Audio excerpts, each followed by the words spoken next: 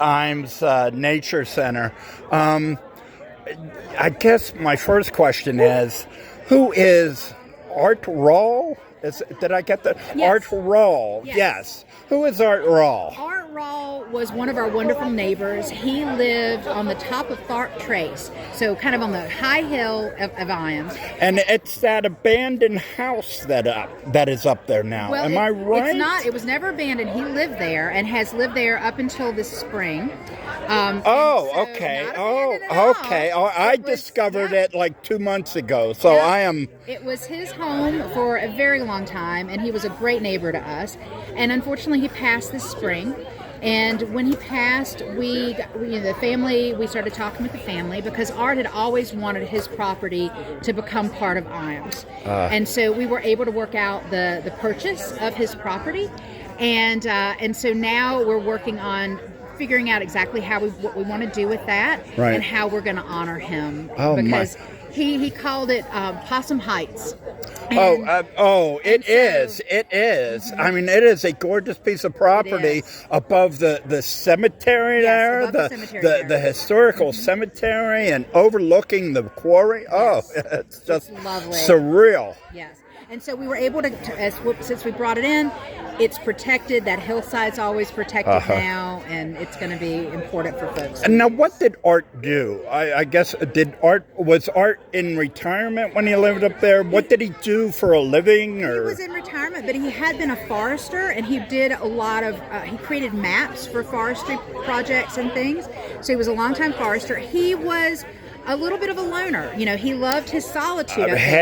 But he also loved playing softball. He loved playing, other sports, and so would come down his hill to do that, and had wonderful friends. We've had a lot of people reach out to us. Was he married, children, or anything like that? Or okay, just right, by himself up there. Oh my! And he worked in. I assume he worked in Knoxville, and I believe so. Worked out of Knoxville, yes. and okay. Also. I love that property. It's to me, I just discovered it. There's a property also along that's off that road, Dunn Street. That looks newly paved. When I came into Knoxville in 2021 and first went through Ijams, I discovered this house that was like beautifully encircled by these hills and these trees, and it looked like it was under renovation. Well, it wasn't. That was a house that had been abandoned. We have been able to purchase that property as well. When was it abandoned, or when did you have the opportunity to purchase it? We brought that into Ijams I think it was 2016. Okay. And we were trying to decide, could we keep the house? Could we turn it into something? But it was too far gone once we got really into it and were really looking at it. So the city was kind enough to take it down for us. And now that space, the road that you were talking about, had been paid for. That was Dunn Street. So that had been paid for a long time. Now the house is gone. We're doing a lot of work to restore that area. And we have a new trail that goes through there called Aurelia Trail. And it's an area that we use a lot with our summer camps. Yeah, it seems like it's being developed by you guys, which is really cool.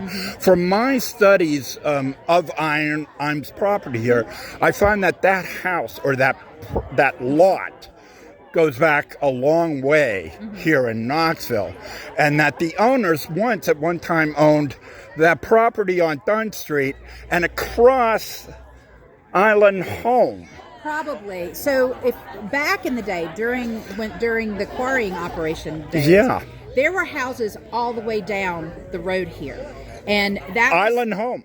Down Island Home. And so those houses were eventually taken down, through the years. And Dunn Street was really the last one of the quarry houses that had been left. And we really wanted to save it, but it just wasn't savable, unfortunately. Now, there's a property on the other side of Island Home. Do you know anything about that property? Yes, she's one of our neighbors, and Okay. all of our neighbors at Ijams know that if they plan on selling, to talk to us. Okay. Because, you know, again, land is forever, and if we can bring it into Ijams, it will be always available to the public. Okay, so that is still private. It's still private. Okay, because and I must say I accidentally met this woman when assuming that it was part of Ijams. Kind of wandered onto her property there, but she was very kind and generous. One more question about property here. The Kearns house. Is it the Kearns house right across the way here? Across the street? Yeah. That is, we call it the Hunter House. That's up the hill. Yeah. The one that was literally right on the other side of the parking lot here. The Ijams Center. That we own. McGiffin. There was a house there. Yes, there was a house there at one point. Now we just have the barn that's left from that. Okay, it was a Giffen. It's a Giffen McDonald house or something like that. And that has been gone since way before my time. Oh, okay, all right. And was that given to Ijams or the city? I believe that property. I always have to look on the map because we have so many different parcels. Yeah. I believe that parcel is Ijams owned. Yeah, it is now Ijams. Yes, and so but then there's also city property that it's a patchwork. Yeah, look. because it looks like it was originally city with a magnolia or flower trail or something like that kind of program that it was part of. But it was given by the McDonald family or Giffen family to Ijams. Yes. And was there ever any design to develop that property, or? I don't know. Certainly not on Ijams' part. Okay. But. Oh, okay. So it's just Hey, sweetie. property available. Yes. Okay. I mean, for Ijams to develop. We will not develop it. I mean, we have a parking lot there now, but other than that, you have the barn. The barn. There's still the house, though. The house that you're talking about is the Hunter House. It's a separate house that's up the hill. That was another house that was privately owned that Ijams purchased that we now have in Ijams. But, wow. Yeah. It's been a long history. 300 plus acres. Yes, 320. And I love your analogy during your address about the garden people.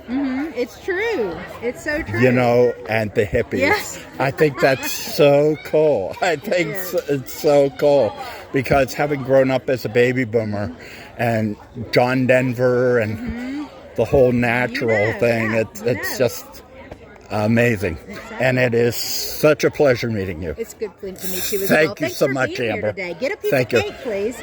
Amber, the executive director of Ijams Nature Center here right outside Knoxville on the 50th anniversary celebration. Thank you.